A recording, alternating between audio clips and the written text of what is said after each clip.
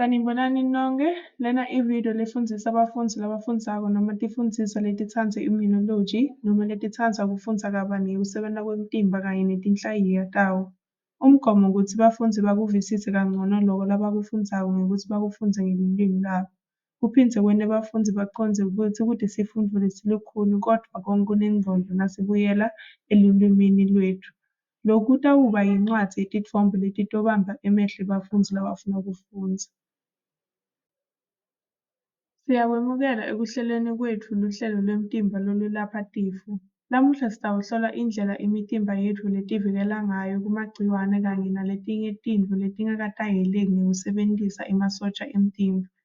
Tinhlayiya temtimba letibitwa ngekutsi ngema-dendritic cells tiyincenye lebalulekile yalokutivikela kutsi tinendzima lebalulekile kuto totimbili letinhlelo. Tinhlayiya te-dendritic noma i-disease tinhlayiya letihambisa ema-antigen letivela emadloti e-lymphoid kanye ne-myeloid emkanjeni wematsambo. Titfolakala kuwo wonkhe umtimba futsi tiyatfutfuka kuye ngekutsi tikuphi. Nasi sibonelo, tinhlayiya te-Langerhans tisesikhumbeni, kantsi tinhlayiya te-DC letiseceleni kwematfumbu tiyatfolakala emtfolamphilo. Emasotja emtimba anemtimba lofanana nesihlahla, ufana netimpandze talesihlahla.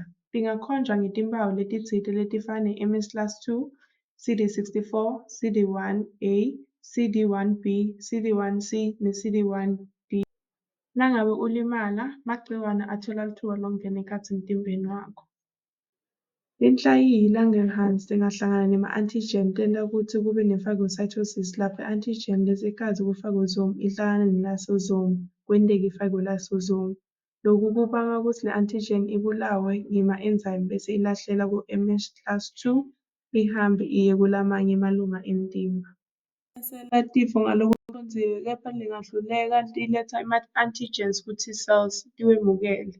Loku kubanga kutsi ama-T-cells ahlukane abe ma-cytotoxic cells noma ama-helper cells kuya ngema-chemicals lachitsiwe.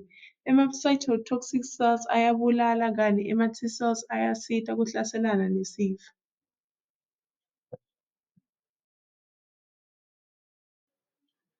Imiphumela yako konkhe loku kutsi ama-antigens afe noma kube nema-antibody lachitsiwe umtimba wonkhe kuvimba letinye tifo.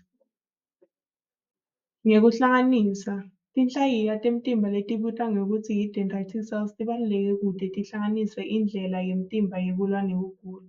Ayakhona kubona tintfo letibangela tifo, akhone nekusebenta kahle, futsi akhone nekwenta tinhlayiya te-T kutsi tisebente. Ngaleyo ndlela akwati kumelana nemagciwane ngendlela lecondzile. Siyabonga ngekuhlanganyela natsi kulolu hambo lwetfu loluya emtimbeni.